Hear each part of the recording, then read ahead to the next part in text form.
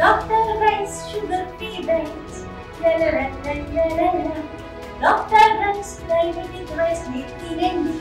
మొదటి రోజు మహానాడు ముగిసింది. మనతో మాట్లాడడానికి సబితమ్మ ఉన్నారు. మేడం చెప్పండి, ఇవాళ మొదటి రోజు మహాసభ ముగిసింది, మహానాడు సభ ముగిసింది, ఎలా జరిగింది? మేం కాదండి, మీరే చెప్పాలి ఎలా జరిగింది. మీడియా ప్రజలందరితో పసుపుమయంగా మారిపోయింది కడప. స్వచ్ఛందంగా కార్యకర్తలు 29వ తారీఖు వస్తారనుకుంటే 27వ తారీఖు లక్షలాది మందిగా కూడా తరలిచ్చారు ఉత్సాహంగా. ఎందుకంటే ఈ రాష్ట్రానికి దిశ ఈ రాష్ట్ర భావితరాల భవిష్యత్తు చంద్రబాబు నాయుడు గారు అయితేనే చేయగలరని సంకల్పంతో 5 సంవత్సరాలు తెలుగుదేశం పార్టీ కోసం పోరాటం చేసే కార్యకర్తలకు ఇది ఒక పెద్ద పండగ. మాకు తెలుగు రాష్ట్రాల్లో బడుగు బలహీన వర్గాలు కులాలు మతాలు అతీతంగా చేసుకునే పండగ మహానాడు. ఈరోజు చూస్తున్నారు కడపలో పసుపుమయమైంది, సక్సెస్ఫుల్గా పూర్తి చేశాం. 43 ఏళ్ల చరిత్రలో ఎప్పుడు కూడా ఇక్కడ కడప జిల్లాలో పెట్టింది లేదు. ఇక్కడ సక్సెస్ అవుతుందని భావించారు. సక్సెస్ కాకపోవడానికి కారణం ఏంటంటే అతి పెద్ద కుటుంబం తెలుగుదేశం పార్టీ కుటుంబం.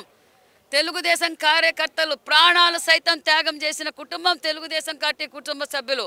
ఖచ్చితంగా తెలుగుదేశం మహానాడు ఇక్కడే కాదు, ఎక్కడ చూసిన మహానాడు. గతంలో వైసీపీ ప్రభుత్వం అధికారంలో ఉన్నప్పుడు ఎక్కడికక్కడ చెక్బందులు వేసి బెదిరించిన బస్సులు ఆపినా మేము రాజమండ్రిలో మహానాడు పూర్తి చేసాం, దిగ్విజయంగా పూర్తి చేసాం. మరి ఈరోజు కూడా ఎక్కడ నల్ల మూల నుంచి కూడా ఈరోజు కార్యకర్తలు స్వచ్ఛందంగా వచ్చి చంద్రబాబు నాయుడు గారికి మహానాడుకి సంఘీభావం తెలిపారు. అంటే ఎక్కడ వైఎస్ రాజశేఖర విగ్రహాలు ఎక్కడ కనిపించకుండా కావాలని దురుద్దేశంతోనే తోరణాలు కట్టారని ఏదేదో రాజకీయం చేస్తున్నారనేది విమర్శ. ఏమంటారు?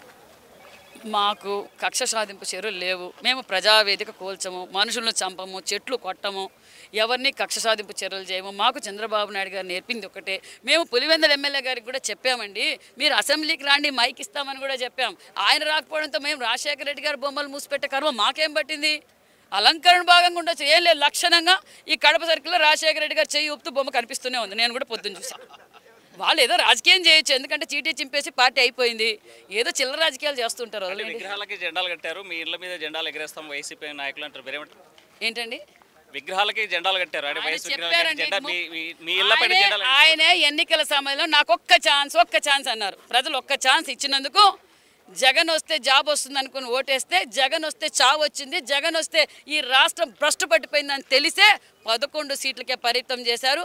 మళ్ళీ ఎన్నికల్లో 11 సీట్లు కూడా ఉండవు. అసలు పోటీ చేస్తారో లేదో కూడా తెలియదు. లోకేష్ యువకులానికి ముందు ఇప్పటికి ఎలా ఉంది నాయకత్వాలకు? లోకేష్ యువకులానికి ముందు ఇప్పటికీ ఉన్నటువంటి నాయకులు లోకేష్లో ఉన్న మార్పు ఏం గమనించారు?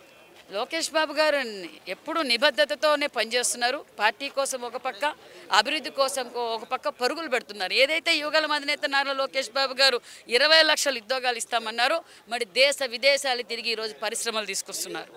ఒక పక్క తన డిపార్ట్మెంట్ని విద్యాశాఖను కావచ్చు, ఈరోజు విద్యాశాఖలో పెను మార్పులు, విద్యకు నాణ్యతమైన విద్య కల్పించాలన్నది ఆయన ముఖ్య లక్ష్యం. అదే కాకుండా ఆల్ వెల్ఫేర్ పిల్లలకు స్కూల్స్కి అన్నిటికీ కూడా సన్నబియ్యం ఇచ్చి వాళ్ళకి నాణ్యతమైన విద్య ఇవ్వాలని. దాంతోపాటు ఒక మాస్ లీడర్, కార్యకర్తలకు భరోసా, కార్యకర్తల సంక్షేమం కోరుకున్న వ్యక్తి మన నారా లోకేష్ బాబు గారు. భారతదేశంలో ఏ పార్టీ కూడా కార్యకర్త అనుకోకుండా చనిపోతే 5 లక్షల ఇన్సూరెన్స్ ఇస్తున్న ఏకైక పార్టీ మా యువగల అధినేత నారా లోకేష్ బాబు గారు అనే విషయం తెలియజేస్తుంది. చివరిగా ఈ మహానాడు ఎలాంటి స్ఫూర్తిని ఇవ్వబోతుంది?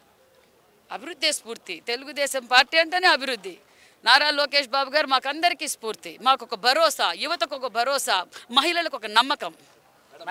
మహానాడు ఒక స్ఫూర్తి ఇవ్వబోతుంది, యువ నాయకత్వం ముందుకు రాబోతుందని సబిత చెప్పేటువంటి పరిస్థితి. వేడిజల్లి శ్రీహరితో హుస్సేన్, RTV, మహానాడు కడప నుండి. ఇండియా పాకిస్తాన్ తాజా అప్డేట్స్ కోసం డౌన్లోడ్ చేసుకోండి RTV లైవ్ యాప్.